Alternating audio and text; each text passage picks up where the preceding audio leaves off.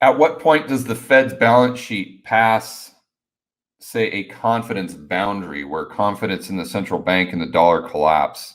Is it a calculated number? No, Zach. It's a great question, buddy. But no, there's no line in the sand where if you said, okay, once the Fed's balance sheet gets to 10 trillion, that's it.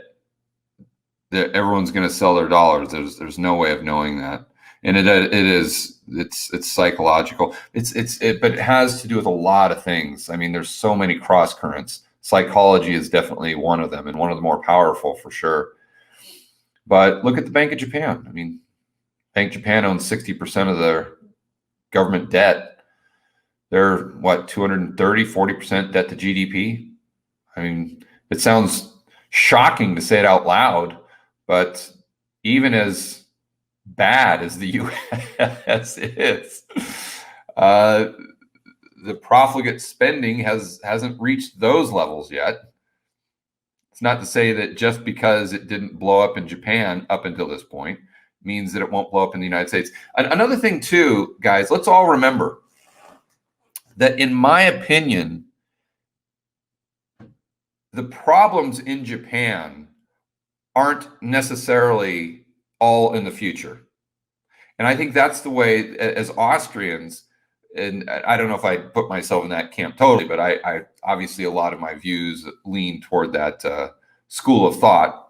So as Austrians, we like to think that, well, once you get to 200, 250% debt to GDP, there's so much debt that at some day they're going to have a reckoning. Like it's time for Japan to pay the fiddler. And all of those excess misallocations of resources or malinvestments, that's going to come home to roost. But I don't know. Because I would argue, and I've argued this on several of my whiteboard videos, that the damage might not be in the future for Japan. The damage might have been done in the past and in the present, meaning that just by the government spending all the money that took them, let's say from 100% debt to GDP to 230% debt to GDP, that distorted the economy to such a great degree that the suffering has already been occurring in Japan by the economic malaise that the government spending created in the first place, right? We all know that they've been in deflation and they've had all of these economic problems. So I think that the best analogy I can use is one I've used many times, and I used in one of my whiteboard videos, and that's of a heroin addict that runs up $100,000 on a credit card to buy heroin. And then us coming in and saying, oh my gosh, look at that. They've got $100,000 in credit card debt. Whew, boy, one of these days, it's going to come back to bite them. Yeah, but they're a heroin addict. So I think it's already come back to bite them, right?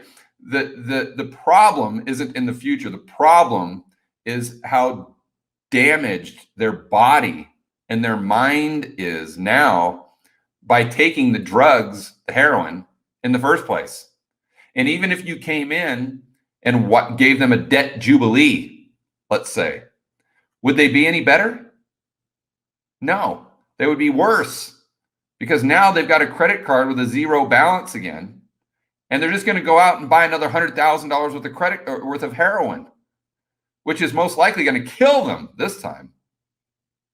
You see, so that's the best analogy that I can use for a government, in that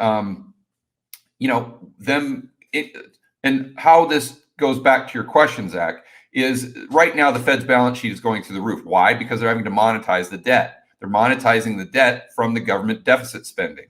The government deficit spending is the heroin addict buying the heroin and injecting it right into their arm. That's government deficit spending. Because of the misallocation of resources, how badly it distorts the economy, and because of the malinvestment. Okay, so just replace the word government deficit with heroin injection. And then I think you'll see it clearly. So how much heroin can the US economy withstand? I don't know. But unfortunately, I think we're going to find out.